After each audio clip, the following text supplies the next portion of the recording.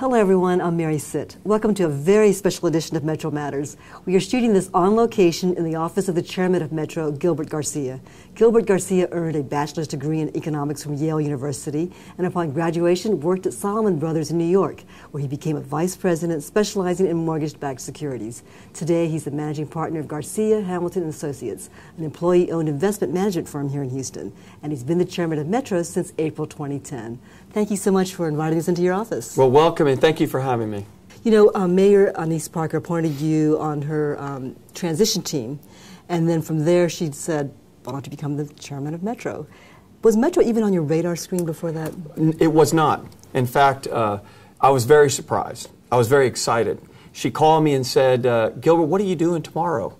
And I said, well, nothing, Mayor. Do you need me? She goes, well, I'd like you to come to City Council. I'd like to announce you to be part of the Metro board. I said, that's great. I said, I'd be honored. I'd love to do it. Then she said, well, I hope you don't mind. I said, what's that? She goes, I'm going to name you chairman. And I said to her, me?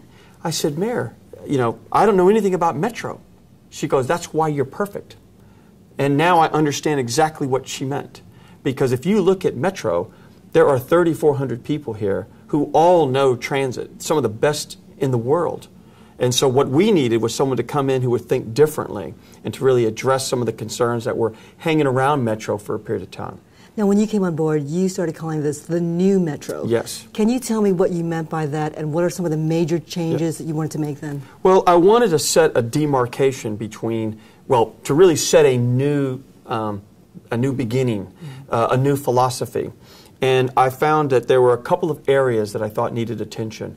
One was we really had somehow needed to regain or rebuild the trust in the community with our community leaders, elected officials, business community, but we just really needed to repair a lot of external relationships. I also felt that morale was low. You may recall at that time Metro was in the news for many things. Morale was low. And so I wanted to address those two issues. And then there were a lot of things related to the finances we wanted to clean up. So by setting a course of a new Metro, we thought we could, you know, convince people to give us a try.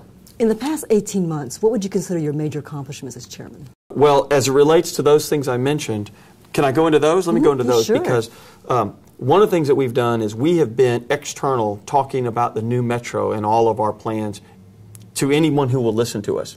We have been at more community groups, more neighborhood groups. We've visited with more elected officials, so that's been very, very important.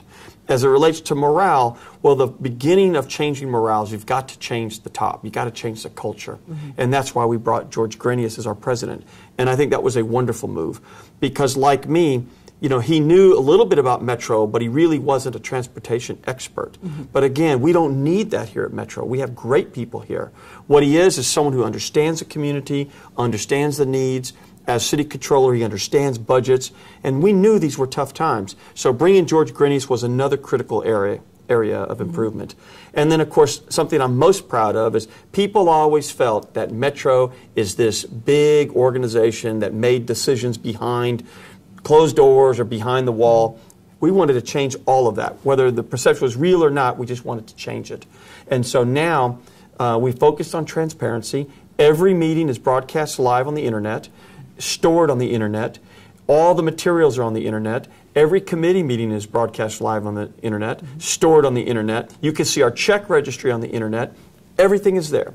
And so the public can feel good that they know what's happening at Metro. One of the issues Metro faced when you first came here was the issue of procurement of CAF trains. FTA said we had violated their own rules and had violated their guidelines too. Can you update me on what happened and then how did we solve those hurdles? I'm going to take one step back to say when we came here, the relationship with the FTA needed rebuilding.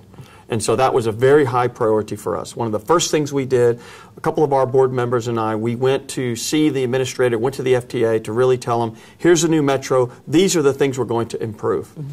We knew at that time they were doing an investigation on the procurement. When the results came in, they were very disappointing, but we did not blink, we did not question those results.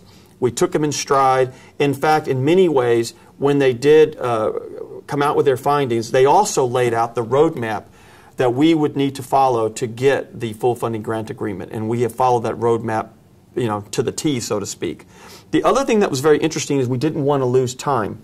So while we were solving and canceling the CAF contract, we also were beginning the process to start a new procurement with the FTA for new rail cars.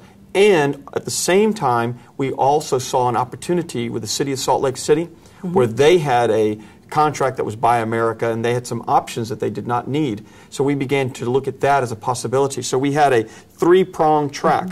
So how did it go with CAF? You know, it was a very difficult process, but we found a successful mediation for all of us and a successful conclusion. And so we canceled the contract, and we received $14 million from CAF, which of course is going into the rail cars. I understand you were personally involved in negotiating with CAF, that actually when we went into it, we owed them $100 million, but we managed to get them to say, here, we'll give you 14. Can you tell me how that happened? Well, I was involved. It's you know, mediation is never very fun, but that's what reasonable people do, and they were reasonable, and so were we. And we talked it all through. They saw our position, we saw theirs, and we thought this was the right compromise. And so we're pleased with the outcome. Can you give me an update on construction of the North Line, the East End, and the South East? Yeah. If you look, the FTA has done a couple of things that has given us comfort to continue to proceed.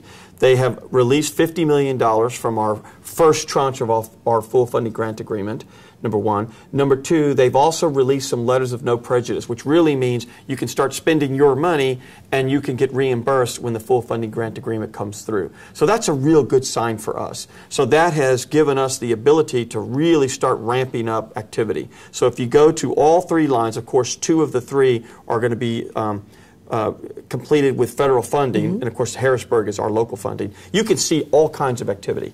You can see, you know, cement being poured. You can see steel. I mean, there's a lot of action. So I think for the first time, the community realizes rail is coming. It's not just, you know, talk about rail. Rail is coming. And when do you think it's going to happen? 2014, is that the date? Early 14. We're trying as hard as we can to get it sooner, but early 14 is probably the best time frame. Okay. We're going to take a small break right now. We'll be right back with more from Metro Chairman Gilbert Garcia, who will tell us what's ahead for Metro and what his goals are for this agency. Stay with us. Houston, Tranquility Base here. The Eagle has landed. It's the M-E-T-R to the O. The buses and the trains keep you on the go. We got hybrids, we got low floors, all come equipped with ADA doors. Hello. Yeah. The 32 Renwick won't bring you down. It goes north to south, but it's still across town. Swift line gets you from the SE, riding on the quick line to the TMC. Come on, take it easy, there is no fuss. The only way to ride is on the bus. You want to go, we got your ride. All around the city, to the west side. Got my bus service, covering all your bases. Riding down the street, Metro's going places. Check this out.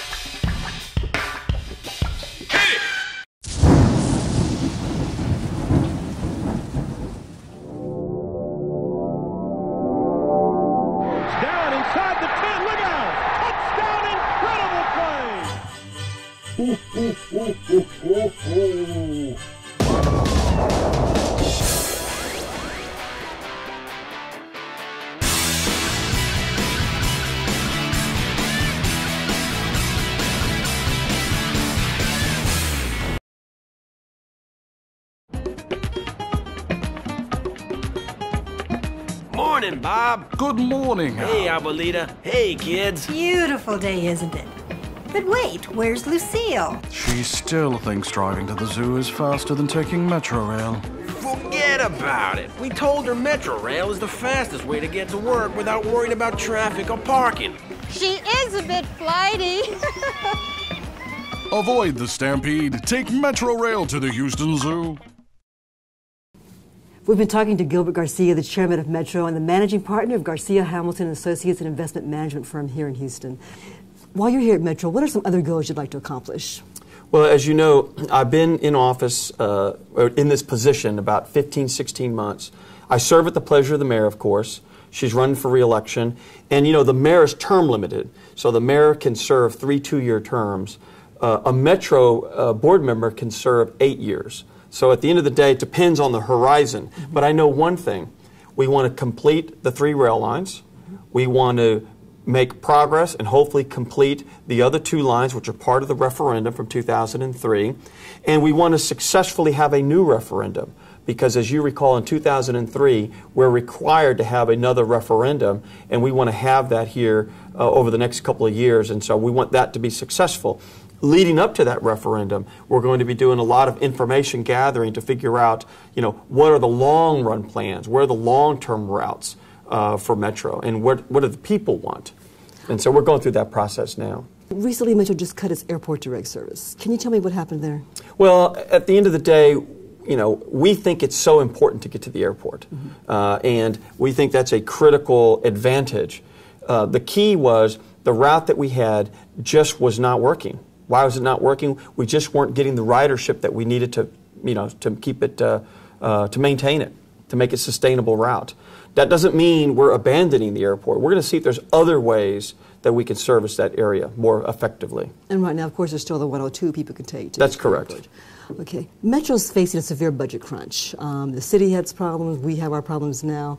In light of all that, what kind of things will be cut from the public's point of view? Will these service be cut? Will fares go up? We're going to do everything we can for 2 things. The first, not raise fares. We do not want to raise fares. In fact, what's interesting is we even feel if you raise fares too much, you'll lose ridership, right? So at the end of the day, you're trying to raise revenue, but you're really not in the long run. So we're going to be very thoughtful and to toe the line on fares. The other, we're going to be very thoughtful to really toe the line on people. We want to keep our team together. I think what we'll do, though, is we're going to be doing as much belt tightening as possible, and we're going to have scenarios in the event that things do not turn around in the economy to be able to be prepared and to be ahead of that process. How long can the new Metro be new? The new Metro really is a philosophy, and it's really a philosophy that we all have, and it'll be the new Metro as long as we're here. Because what does that mean? It's a philosophy of openness, transparency, listening to the customers, friendliness, more open-mindedness, more responsive, all of those things. And that's the hallmark of this administration. And so that's what we are. And that's really what New Metro means. It doesn't define time. It defines a philosophy that we're bringing to the organization. You are the first Hispanic chairman of Metro. Can you tell me what, if any, that brings to the table in your background? I can tell you that I myself am very proud. My family is very proud. And I understand the responsibility that comes with that. And I know what it means to the community. And I don't take that lightly.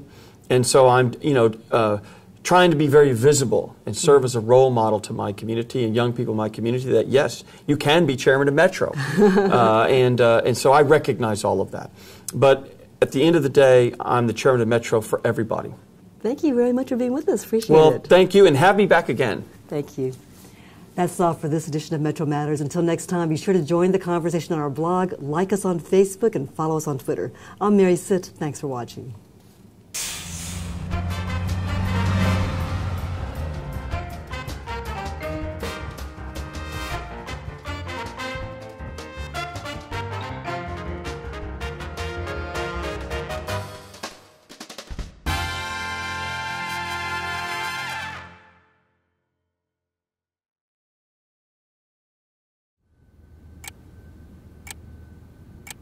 Mijo, it's dinner time. Where's your mother? Mom left with the kids on Metro. But I'm hungry. Dad, Mom rides Metro every day. But I'll starve. Relax. They probably went to the park, did some shopping, and stopped for a snack. A snack. Honey, we're home. And I brought dinner. She loves me. Choose your route in life. Ride Metro.